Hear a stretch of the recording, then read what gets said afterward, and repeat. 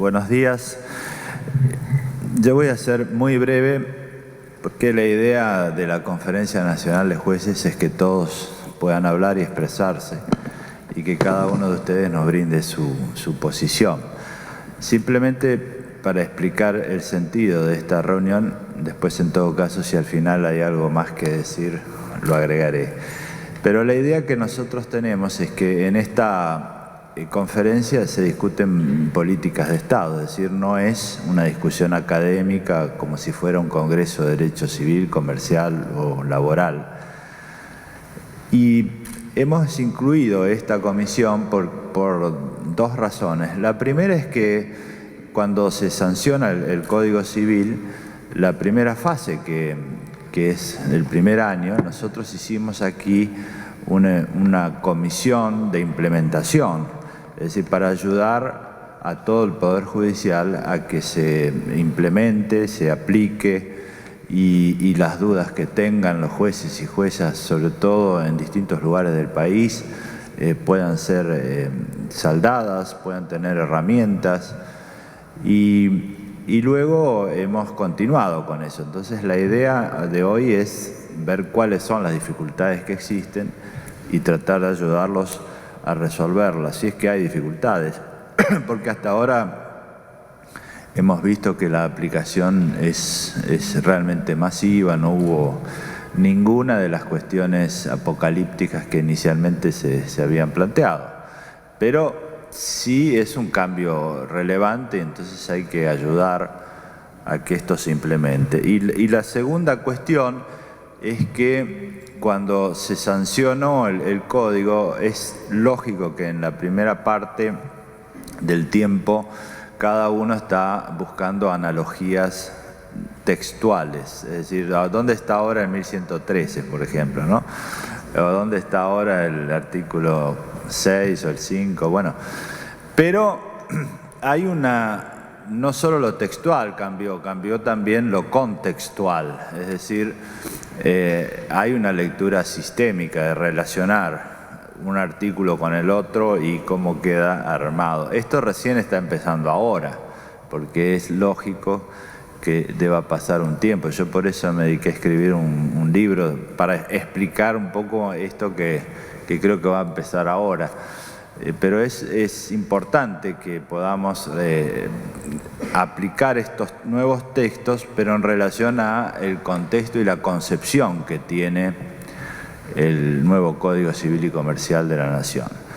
Simplemente le voy a dar lugar a la coordinadora para que le dé las palabras a los colegas y empezamos. La idea es ver qué impacto tuvo el Código Civil y Comercial en diferentes áreas.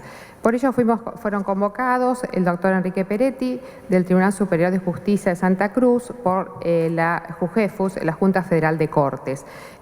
Creo que el doctor va a tener en cuenta el impacto dentro de lo que es ambiental, el derecho ambiental, así que le damos la palabra, doctor. Buenos días, muchas gracias y muy agradecido por la invitación de la organización y particularmente a la Junta Federal de Cortes, quien me ha honrado con su confianza para estar aquí en este panel. Y efectivamente, tal como lo mencionaba recién el doctor Lorenzetti, desde la perspectiva de un panel, de un congreso de estas características, nos interesa no tanto un análisis académico profundo sobre la temática vinculada al Código Civil y Comercial y su relación con la temática de la protección del ambiente, cuestión que de algún modo u otro tampoco puede dejarse ajena, pero sí particularmente cómo impacta en la decisión judicial ambiental, es decir, cómo impacta en la decisión de los magistrados que tienen que tomar decisiones en la materia ambiental, vinculándose de algún modo en forma directa o indirecta con este nuevo contexto que recién mencionaba con claridad el doctor. En particular, la lectura del Código desde la perspectiva ambiental tiene una o dos características que son, a mi entender, ilustrativas del modo en que debe interpretarse. Desde la perspectiva ambiental, el Código Civil y Comercial no solamente se tiene en cuenta o se analiza por lo que dice textualmente, sino por lo que hace decir. No solamente tiene en cuenta lo que hoy regula, sino lo que proyecta. Y en estas cuestiones tiene mucho que ver la decisión judicial. Es decir, la distancia entre lo que hoy está normado a lo que proyecta se construirá necesariamente con la decisión judicial. Y en esto tiene que ver este contexto que recién hablaba. Este contexto, desde la perspectiva ambiental, tiene que ver con el paradigma ambiental, que en sus propias palabras inunda todo el sistema. No es tomado como una disciplina desde una perspectiva aislacionista o segregacionista. Es una incorporación sistémica que de algún modo fluye de tal forma que las instituciones del derecho privado no pueden ser analizadas sino a la luz de este paradigma. Ahora bien, en este título de panel se habla del impacto del Código Civil y Comercial en materia ambiental. En verdad, no hay un impacto en términos unidireccionales. No puede decirse el Código Civil y Comercial impacta en el derecho ambiental. Sí, a mi entender, es más adecuado plantear el tema de una relación, de una perspectiva por lo menos bidireccional, de ida y vuelta, y por lo menos aún también multidireccional, a partir de la lectura interpretativa que plantea el diálogo de fuentes. ¿Por qué decimos esto? Porque las características particulares del derecho ambiental, la transversalidad, la horizontalidad, lo hace dúctil, lo torna fácilmente adaptable a este nuevo contexto del diálogo. ¿Por qué? Porque fortalece su visión sistémica, muy afín con la temática ambiental, y porque además fortalece también la eficacia del derecho ambiental, abre nuevos caminos hacia la eficacia del derecho ambiental, que difícilmente se hubieran abierto si el derecho ambiental se planteaba en una perspectiva segregacionista o aislada del resto del ordenamiento jurídico. Pero precisamente esa transversalidad es la que le permite esta lectura de que a partir de ello se abren nuevos caminos, justamente para uno de los grandes desafíos que tenía el derecho ambiental, que tiene el derecho ambiental, que es la efectividad. Y el Código aporta cosas muy importantes, trascendentales, que impactan necesariamente en la decisión judicial ambiental. Desde ya, el principal fundamento que nutre este impacto es la constitucionalización del derecho privado. Necesariamente, cuando uno habla de constitucionalización en materia ambiental, estamos hablando del artículo 41 de la Constitución Nacional, que plantea, y no solamente lo plantea a la necesidad de preservar el ambiente como un derecho a vivir en un ambiente sano, sino también como un deber. Y en este deber, en forma específica, la Constitución menciona a las autoridades. Textualmente menciona que las autoridades son las que proveerán a la protección de este derecho. Y como bien lo dice Vidal Campos, cuando hablamos de autoridades, hablamos de jueces.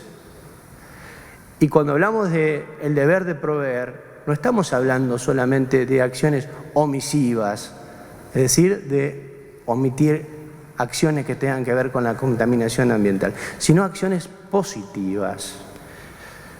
Pues entonces, el artículo 41, a través de esta constitucionalización del derecho privado, lleva a la decisión judicial, lleva al juez a la necesidad de plantear o de analizar y cumplir con la manda constitucional a través de acciones positivas, activas, pero no un activismo narcisista, un activismo voluntarista, un activismo que tenga que ver con el cumplimiento de la Constitución, un activismo que tenga que ver con el cumplimiento específico de los derechos y de los sujetos de tutela del artículo 41. Lleva también a una necesidad de razonar la decisión judicial desde una perspectiva totalmente novedosa, ¿Por qué? Porque exige también la preservación de los derechos de las generaciones futuras. Es decir, cuando hablamos del ambiente sano, no es solamente para las generaciones actuales para que lo usen en forma sustentable, sino que además que esa sustentabilidad tenga como finalidad preservar ese ambiente sano para las generaciones futuras. Y aquí aparece necesariamente la necesidad de que el juez, en su lógica de construcción sentencial, necesariamente prevea un nuevo elemento, una nueva circunstancia atemporal, que es la preservación del ambiente para las generaciones futuras. De un modo tal que ya no razonará de modo que permita que sea una sentencia sustentable lógicamente en la actualidad, sino que deberá pensar necesariamente en que esa sentencia transfiera, transporte, proyecte esa lógica hacia el futuro. Por eso hablamos nosotros de una sentencia atemporalmente convincente, que hoy pueda quizás no ser tan convincente, pero sí lo tendrá que ser necesariamente para el futuro, pues deberá mantener y sostener la construcción lógica ante los embates que puedan hacerle las generaciones futuras. No porque lo hagan fuera de derecho, sino porque justamente le recriminarán o le plantearán de que el artículo 41 de la Constitución preservaba sus derechos. Estas son algunas de las cuestiones que influyen necesariamente en la decisión judicial a partir de esta constitucionalización regulada en el nuevo Código Civil y Comercial. Implica también que la decisión judicial necesariamente va a tener que plantearse a través de un sistema de juicio de ponderación entre la protección del ambiente, reconocido por la Corte Suprema de Justicia de la Nación como un principio en la causa Mendoza, y los demás principios y derechos fundamentales. Esta necesariedad de visualizar el juicio de ponderación lleva a que las normas de tutela ambiental se entrelacen, interactúen con el resto de los principios y normas fundamentales, de un modo tal que en el caso concreto se valorice cuáles de estos principios, cuáles de estas normas fundamentales es la que tiene mayor peso a los fines de fundar la decisión judicial. Como me queda poco tiempo, quiero hacer referencia a algunos artículos que son muy importantes a los fines de este vínculo, esta interrelación entre el nuevo Código Civil y Comercial y el derecho ambiental. Particularmente los artículos que marcan esta proyección que recién hablamos, que son el artículo 14 y el artículo 240. El artículo 14, en principio, les recuerdo, que fija los dos tipos de derechos, es decir, los derechos individuales y los derechos de incidencia colectiva, en corrección con lo que fue el proyecto original, que planteaba una división tripartita, siguiendo los lineamientos de Alavi, es decir, planteaba los derechos individuales, planteaba los derechos individuales que se ejercen colectivamente por resultar de intereses individuales homogéneos, y planteaba así, por último, los derechos de incidencia colectiva vinculado con la tutela de los bienes colectivos. Si bien ha quedado resumida esta parte, lo importante y trascendente es la segunda parte del artículo, que establece claramente que los derechos individuales, la ley no ampara el ejercicio abusivo de los derechos individuales cuando pueda afectar al ambiente y los derechos de incidencia colectiva en general.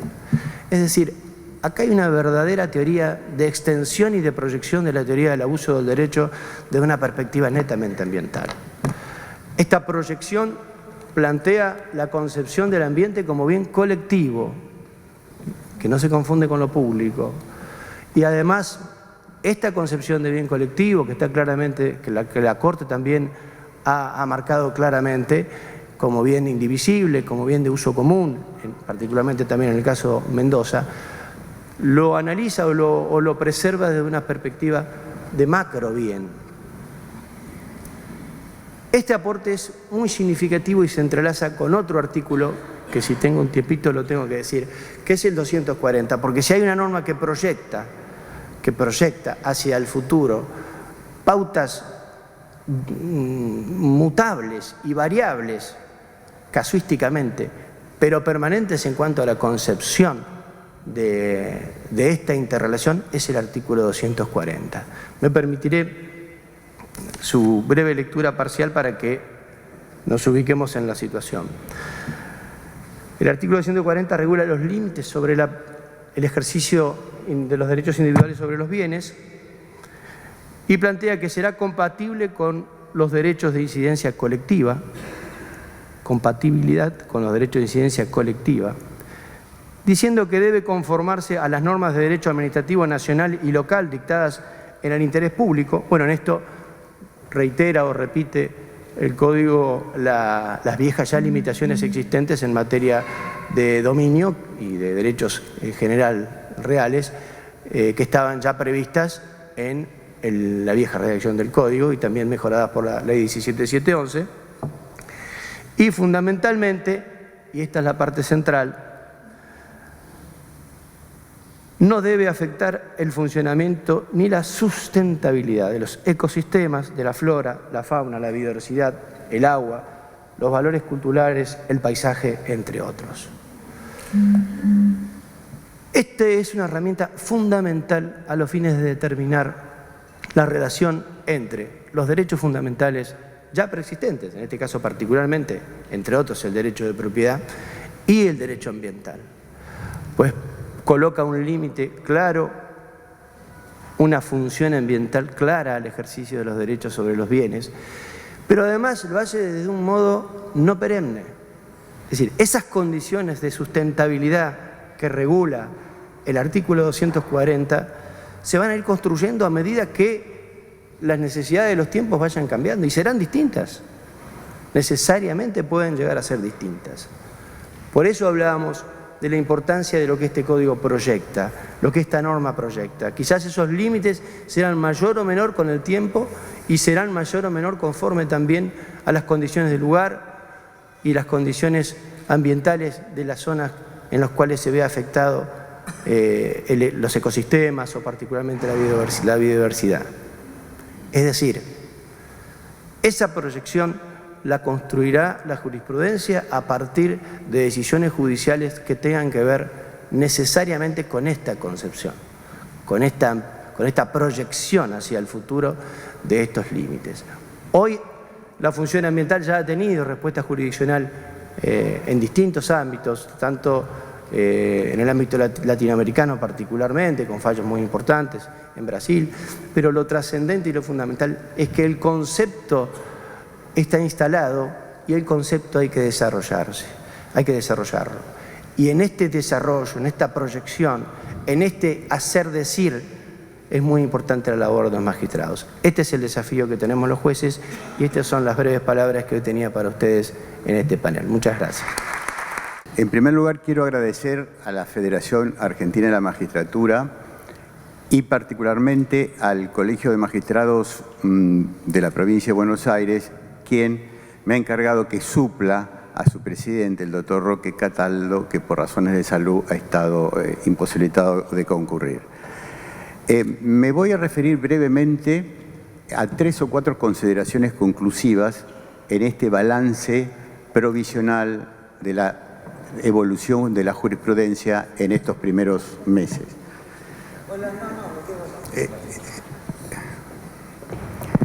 Le damos la bienvenida a la doctora Hayton.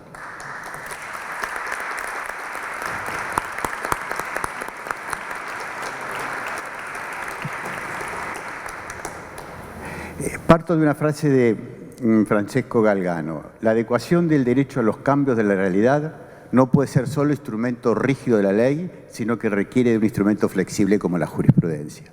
Y digo esto porque quiero fundamentar por qué, pese a la supresión del artículo 1 del Código Civil y Comercial vigente, de la jurisprudencia como fuente formal del derecho, la jurisprudencia sigue gozando muy buena salud y hoy es una fuente material al menos recuerdo, me distraje porque recuerdo que la doctora Hayton en una de las primeras presentaciones del código dijo, ¿dónde quedó la jurisprudencia? Acá quedó, en todo el código, porque el juez es garante de la unidad sistémica del derecho privado. De modo tal que la consideración conclusiva que quería compartir con ustedes, la primera de ellas, es que la supresión de la jurisprudencia como fuente formal del derecho, quitada del artículo 1 del anteproyecto, que fue sustituida la jurisprudencia en consonancia con las circunstancias del caso por la finalidad del legislador, no debilita, no le resta operatividad, no quita fuerza a el quehacer nuestro, el quehacer jurisdiccional, porque el juez es el garante de la unidad sistémica. Y ello se apoya en 3 de los grandes paradigmas del Código Civil y Comercial de la Nación. El control de constitucionalidad y de convencionalidad que lo tiene que hacer el juez, la formulación del juicio de ponderación que lo tiene que hacer el juez y finalmente el diálogo de fuentes, la compatibilización entre el núcleo duro del derecho privado. Sí, no estoy acostumbrado a que me saquen fotos cuando hablo, entonces me distraigo, discúlpenme. Gracias, perdón, no quise ser irrespetuoso. Me perdí. Y decía finalmente que surge del diálogo de fuentes. Entonces, estos 3 argumentos son los que sustentan que hoy la jurisprudencia sigue gozando buena salud, Elena, y tiene una función esencial, fundamentada de los muchos otros argumentos que podemos elaborar, del trípode de los artículos 1, fuentes, 2, interpretación, 3, deber de resolver adecuada y razonablemente. De modo tal que esta es la primera conclusión, porque el código es un sistema. Hay una expresión que se le atribuye a Lawrence, un meteorólogo norteamericano en el año 72, donde hablaba de la teoría del sistema y de la teoría del caos, y se decía que el aleteo de una mariposa, de allí proviene esa frase, el aleteo de una mariposa en Brasil produce un tornado en Texas. Nosotros tenemos el deber de evitar los tornados porque tenemos que garantizar la constitucionalización del derecho privado a través del diálogo de fuentes, el derecho dialogado entre sí, el código en sí mismo, el código hacia arriba, hacia la Constitución, los tratados de derechos humanos y los simples tratados, y el código hacia los microsistemas, y esa tarea es la del juez, de modo tal que ha quedado esbozado esta fundamentación de por qué la jurisprudencia goza de muy buena salud. La segunda consideración conclusiva es que, como no podía ser de otra manera, en la implementación del Código Civil y Comercial de la Nación no se presentaron ningunos problemas de derecho transitorio insalvables. En realidad, ningún problema, y tampoco ha ocurrido eso en el ámbito de la responsabilidad civil, de modo también en la responsabilidad civil, el artículo 7 abastece suficiente y adecuadamente los problemas de derecho intertemporal. Brevemente podemos señalar que el diseño del actual, cómo está funcionando el artículo 7, el derecho intertemporal en materia de responsabilidad civil, se sustenta en 3 o 4 esquemas que simplifico. Primero, los requisitos de la responsabilidad civil, antijuricidad, daño, relación causal, factores de atribución, constituyen presupuestos constitutivos de la relación jurídica que se rigen por la ley vigente en el momento que se produjeron, pero porque así lo manda el artículo 7, que dice que nos remite a la aplicación inmediata del Código, en primer lugar. En segundo lugar, en el ámbito, por supuesto, de la responsabilidad, el criterio es que, tratándose de supuestos de responsabilidad extracontractual, rige la ley vigente en el momento del hecho. En materia contractual, la ley vigente en el momento del incumplimiento de la producción del daño. Las normas procesales son de aplicación inmediata. Y finalmente, lo atinente a la cuantificación del daño la hace siempre el juez en el momento de la sentencia.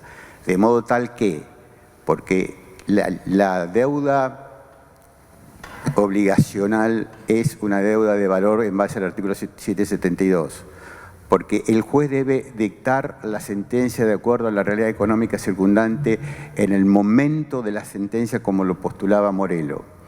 Y finalmente, porque se trata el daño una consecuencia no agotada, no consumida, no fenecida, debe ser ponderado de acuerdo al momento en que el juez dicta sentencia, de modo tal que los parámetros del artículo 1741 para daño moral, 1745 para indemnización por fallecimiento, 1746, que es un artículo prolífico sobre el cual tenemos que seguir trabajando en materia de cuantificación del daño por la discapacidad o la incapacidad psicofísica, son de aplicación inmediata.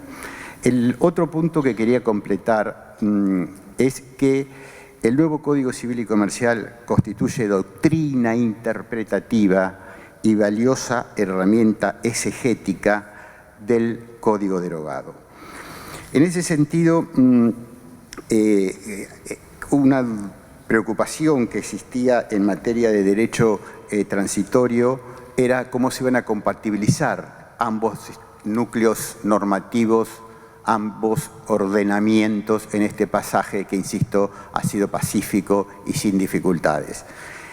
Y nosotros, los jueces, hemos reiteradamente invocado el nuevo Código Civil y Comercial como argumento de autoridad a los fines de sustentar las interpretaciones vigentes cuando seguimos aplicando por este esquema rápido diseñado en materia sobre todo responsabilidad civil, hemos seguido aplicando el Código derogado. ¿Qué ha dicho la jurisprudencia? Por ejemplo, que el nuevo Código Civil y Comercial es fuente no formal del derecho, la Sala 1 de la Cámara de Azul.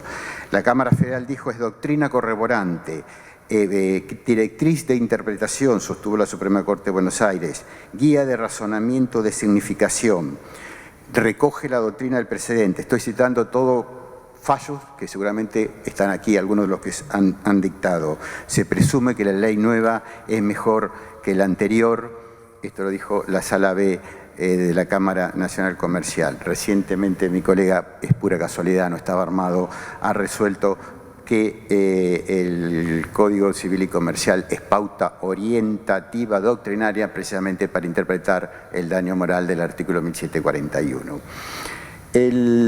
Así que hasta acá llevamos como primer conclusión, no hubo problemas en seguir sustentando el vigor de la presencia del juez que está atravesando todo el código. En segundo lugar, no hubo problemas de derecho transitorio. En tercer lugar, el nuevo Código Civil y Comercial es doctrina interpretativa, argumento de autoridad o como quisiéramos llamarlo con el rotulado dogmático que queremos o que podamos asignarle del régimen derogado.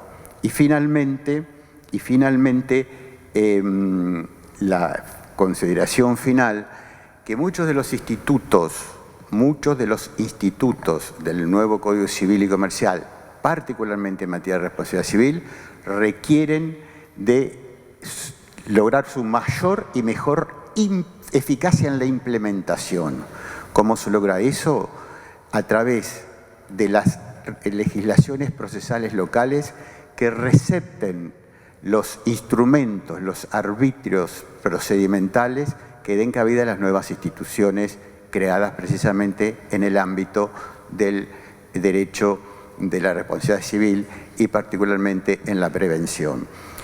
3 o 4 palabras sobre la prevención. Este es uno de los temas que más ha sido elaborado por la jurisprudencia en este primer año y pico de vigencia del Código. La prevención tiene sustrato constitucional en el artículo 19, también anclaje infralegal constitucional en el artículo 42 sobre el derecho a la seguridad en la relación de consumo, y los artículos 1710 a 1713 consagran una acción típica, autónoma y definitiva de prevenir el daño, que es una nueva modalidad, una nueva función de la responsabilidad civil.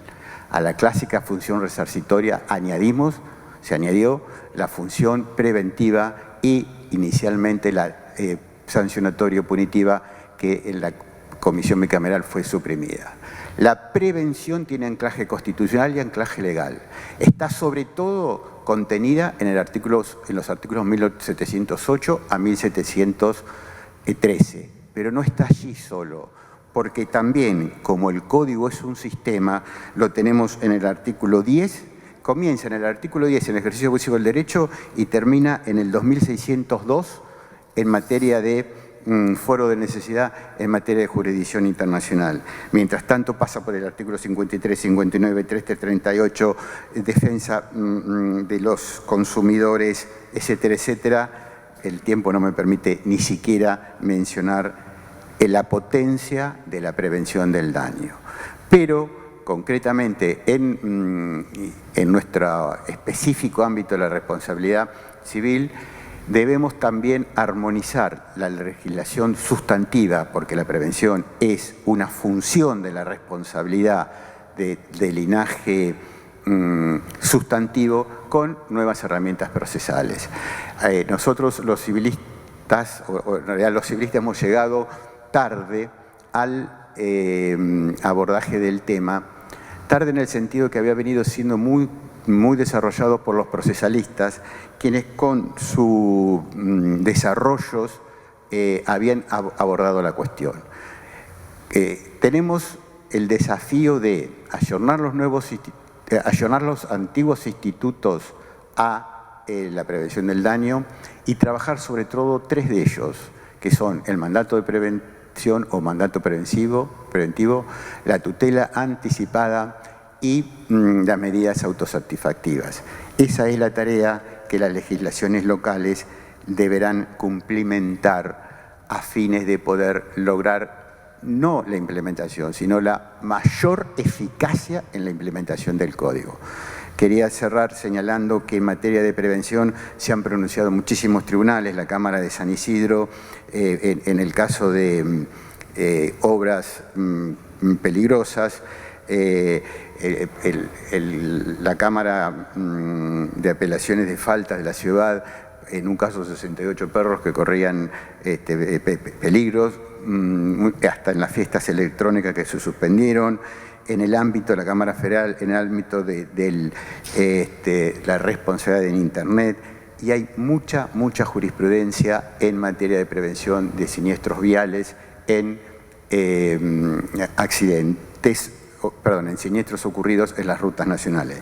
Por ejemplo, de ese tema se ha ocupado la Cámara de Junín, la Cámara de Azul, un juzgado de primera instancia de Recreo, Catamarca, y un juzgado en Entre Ríos, lo cual revela entonces que el tema, la prevención del daño, la función preventiva, los nuevos instrumentos procesales requieren que sigamos trabajando en ellos, y me permite esta situación y este balance optimista, marcadamente optimista, pensar que, como lo dijo la Corte en el año 1934, no solo en la inspiración legislativa, sino en la interpretación de las leyes por la doctrina y la jurisprudencia, no pueden permanecer fuera de las corrientes profundas de la vida social, porque no hay jurista moderno, de uno o del otro lado del mostrador de mesa entrada, que no se preocupe por poner las interpretaciones en armonía con las necesidades actuales y con las ideas circundantes y actuales. Muchas gracias. Un honor estar acá entre todos ustedes, y con las disertaciones que me precedieron, poco es lo que puedo agregar. Pero quiero decir que al pensar este tema con la convocatoria hecha por la Corte de una justicia al servicio del ciudadano, me pareció adecuado recurrir al Estatuto del Juez Iberoamericano aprobado en Santa Cruz de Tenerife, en Canarias, en 2001, que, si bien es un simple documento, concentra la opinión de toda la región.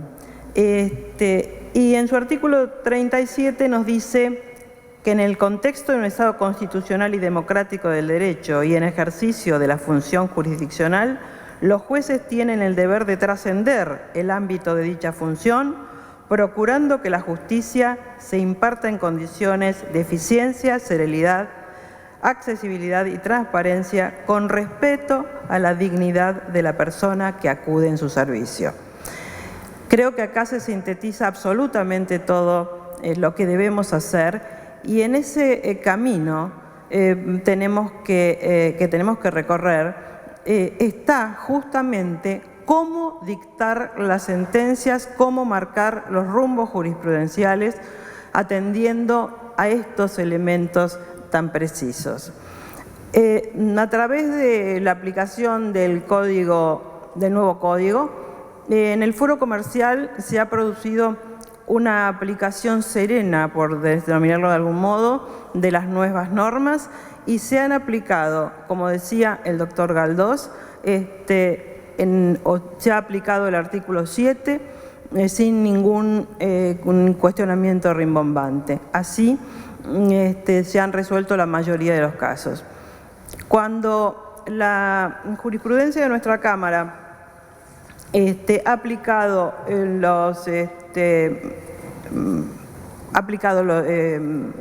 la legislación anterior, ha tratado de mencionar en todos los casos como un aporte didáctico, como un aporte de transparencia, como un aporte de seguridad para el justiciable que está leyendo nuestros fallos, que tenemos que dictarlos de manera sencilla, con lenguaje comprensible, ha tratado de aportar en todos los casos las razones por las cuales la vieja ley se correspondía con el nuevo ordenamiento.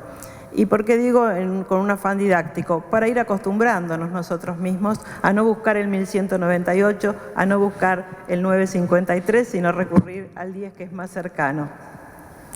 Y esto se ha dado con naturalidad. No nos pusimos de acuerdo para hacerlo, sino que creo que nuestro acuerdo está implícito porque todo nuestro fuero trabaja en consonancia para el servicio de la comunidad, para tratar de hacerle la vida más sencilla a la sociedad en el momento que estamos resolviendo un conflicto.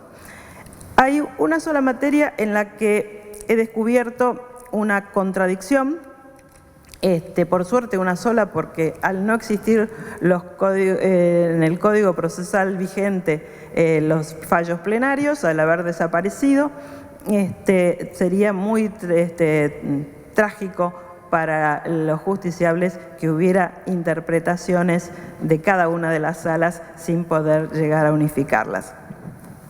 ¿A qué me refiero? Me refiero al artículo 58, al plazo de prescripción del artículo 58 de la Ley de Seguros, que ha dado lugar a dos opiniones. La opinión de 2 o 3 salas de la Cámara Comercial que sostienen que se aplica la ley especial en coincidencia con lo que ha sostenido la Corte Suprema de Justicia, y otra de las salas que dice que se aplica el artículo 50, hoy ya derogado, o sea que este es un problema que va a resolverse por el tiempo, ya nos faltan 2 años como máximo para que esto se agote, que se aplica el plazo de 3 años de la ley del consumidor. No existiendo más el plazo vendrán otras discusiones, a ver si aplicamos el código, el plazo de 5 años del Código Civil y Comercial, pero este caso puntual ya no está dentro de nuestros problemas. Hay otro tema que es importante, que es cuando una norma incorpora como contrato típico los contratos que hasta entonces eran atípicos. Por ejemplo, el contrato de agencia es uno de los contratos que ha sido incorporado al código y hasta ahora era uno de los contratos innominados. Acá la Sala D de la Cámara Comercial ha sostenido que no se aplica las normas de los nuevos contratos, porque acá no se trata de un tema de aplicación intertemporal de la ley, sino de una ley que viene a modificar el contrato celebrado entre las partes, que también es ley, pero prima, por supuesto, el contrato que ha sido suscripto y que ha sido creado por las partes involucradas. Este caso añade algo curioso, porque sin aplicar la nueva ley, modifica su anterior opinión respecto de el reconocimiento del rublo clientela en los casos de contratos de distribución por tiempo indeterminado. Esto es un aspecto totalmente fáctico, habrá que determinar si se puede, como todos los daños, si se pueden o no probar, y esto dará la solución. Otro supuesto en que fue cuestionada o fue pretendida la aplicación de una norma nueva a un proceso donde se supone que no podía ser aplicada. Se trató de un supuesto en que se peticiona la aplicación del 770 en cuanto permite la capitalización de intereses a partir del traslado de la demanda. Aún se hizo esta petición al tiempo de presentarse la expresión de agravios, cuando se le había sido rechazada la declaración de inconstitucionalidad de la norma que establecía la imposibilidad de indexar las deudas. Por una vía elíptica pretendieron aplicar esto, pero claro, no se puede aplicar con carácter retroactivo en el momento de la sentencia esta capitalización que antes no estaba prevista. Si bien las normas sabemos que se pueden aplicar o se puede pedir la aplicación de una norma en cualquier momento, no hay límite temporal para hacerlo, por el principio de una no vid curia, no lo es menos que estos casos no pueden ser aceptados.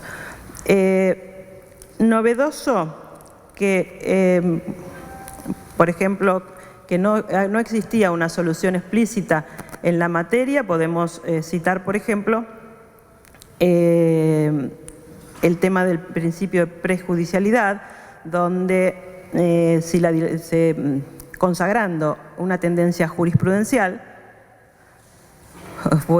muy bien, consagrando una tendencia jurisprudencial, se establece que si la dilación del proceso provoca en los hechos una frustración efectiva del derecho a ser indemnizados, obviamente se puede incorporar.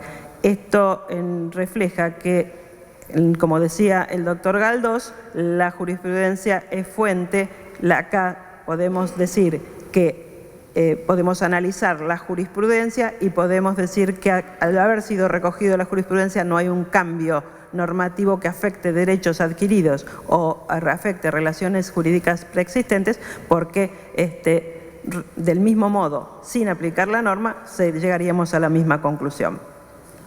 Y para finalizar entonces, porque me llegaron los papelitos, voy a mencionar la aplicación directa de una norma nueva y novedosa, es decir, que una solución que no estaba consagrada anteriormente. Me refiero al tema de fideicomiso. El fideicomiso ahora, por el nuevo código, establece la liquidación judicial, pero en manos del juez comercial. Y ha habido un caso donde se ha aplicado recientemente. Sí, es un fallo del juzgado 8 que ha quedado firme, donde se dispone la liquidación judicial, se nombra un liquidador judicial y se establecen las normas aplicables en materia concursal a la liquidación del fideicomiso, que hasta ahora era susceptible de ser liquidado, pero no con intervención judicial, sino en forma extrajudicial. Bueno, les agradezco mucho la atención de todos ustedes y los invito a reflexionar sobre esta norma con la que abrí mis palabras, porque todos podemos hacer las cosas un poco mejor, todos podemos cambiar nuestro trabajo cotidiano y todos podemos tratar de ponernos más al servicio de la sociedad que tanto reclama. Tenemos que hablar un poco más los jueces silenciosos, no solo hablar sino actuar más y tratar de convencer a los ciudadanos, como es la realidad, como lo hacemos todos los días, que estamos trabajando por ellos y para ellos, y que se sientan protegidos. Creo que la deuda que tenemos con la sociedad es que nos critican, pero nadie dice, señor, este juez se equivocó al hacer tal cosa, pero hay 100 que están haciendo todos los días todo lo posible y más de lo posible para que ustedes puedan tener justicia.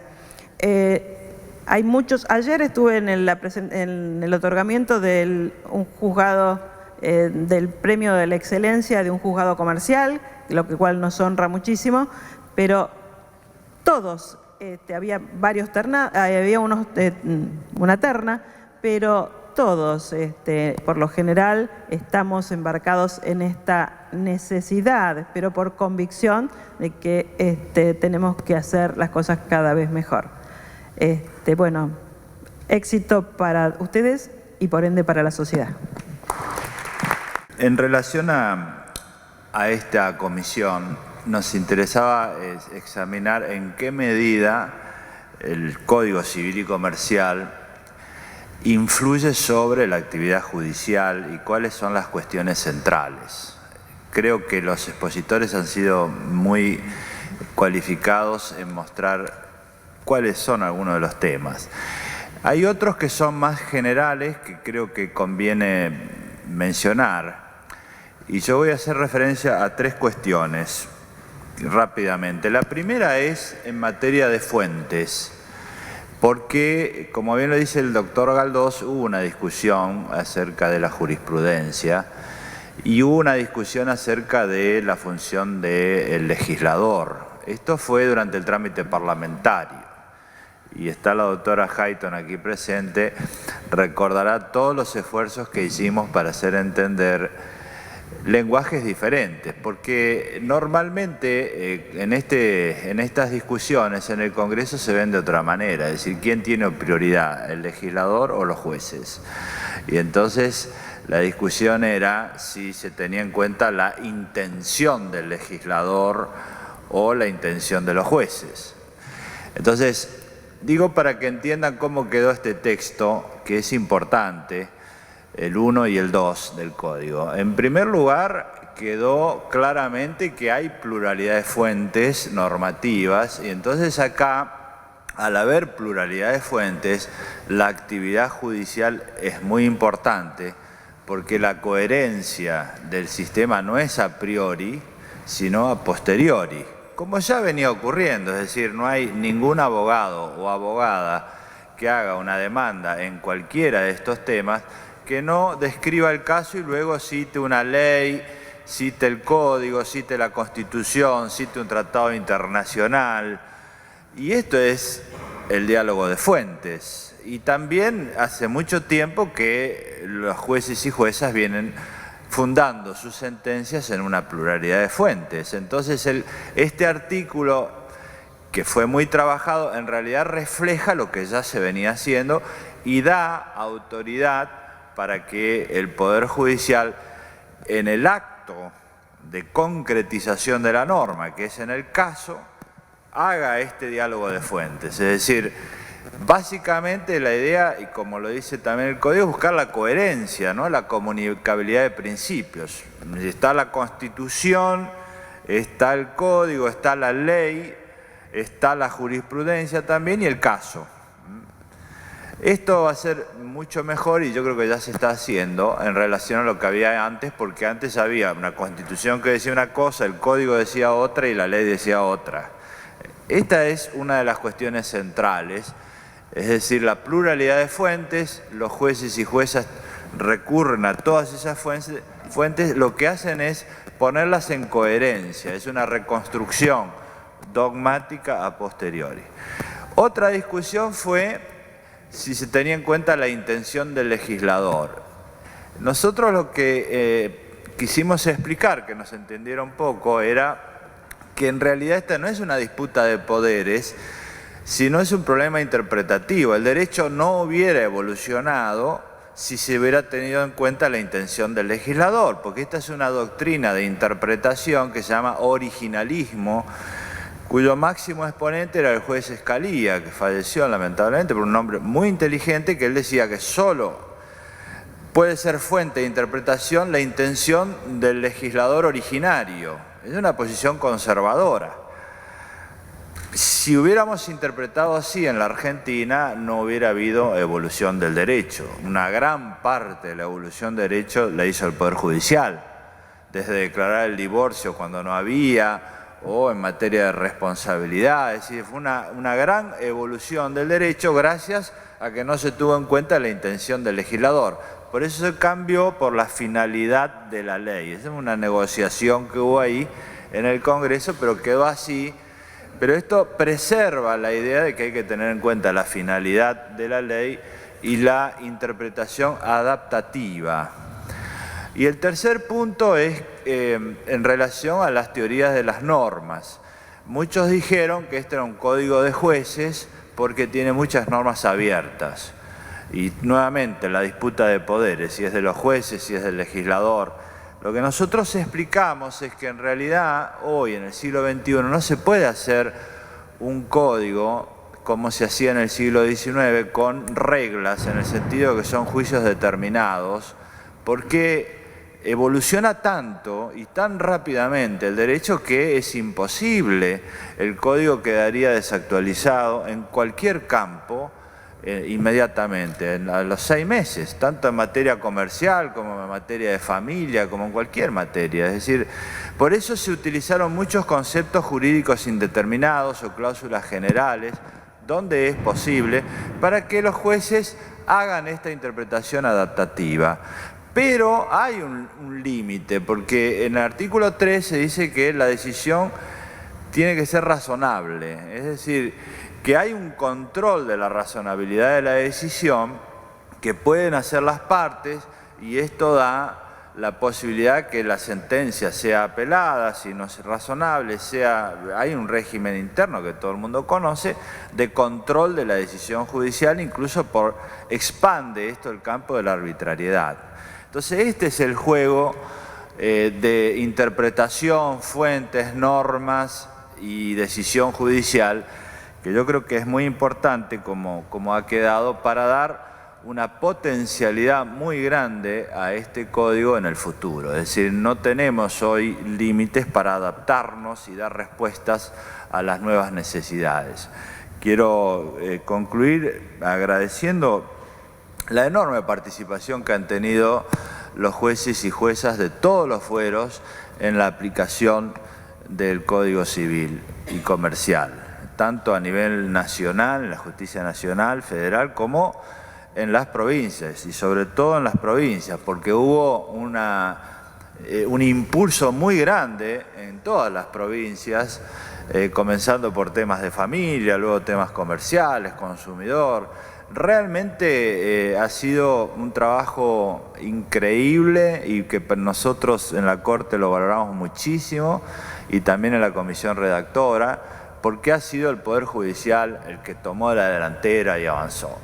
Y para recordarles que no están en el camino equivocado, me gusta comentarles que el Código ha tenido una recepción internacional extraordinaria, y recién acabo de leer, a lo mejor Elena lo leyó en un mail que nos mandó Aida Kemmelmacher, que había un congreso ahora en China, que yo estaba invitado pero no podía ir. Aida fue, ella viaja hasta todo el tiempo del avión, y se habló del código, y me dio risa porque nos mandó el PowerPoint que ella hace en chino. Le digo, bueno, yo la verdad que hasta ahí no llego.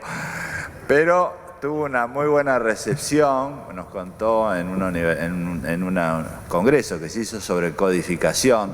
También se hizo otro congreso de codificación en Roma, donde se habló muchísimo como modelo, el código argentino. Se hizo otro congreso en Francia, en universidades francesas, en 2. Se hizo otro congreso en Brasil la semana pasada, ese fui yo. Toda la doctrina civilista brasileña, estaban todos, y todo el mundo habló del código muy bien. Es decir, que es el único código del siglo XXI, y Y realmente es lo que decíamos, una gran oportunidad, y ya lo estamos haciendo, para que la doctrina jurídica, que en definitiva es la doctrina de la jurisprudencia, lleve adelante y muestre algo original, propio, que tenemos como identidad del Poder Judicial de la Argentina y que hoy es valorado en todos lados. Así que felicitaciones a todos y muchísimas gracias.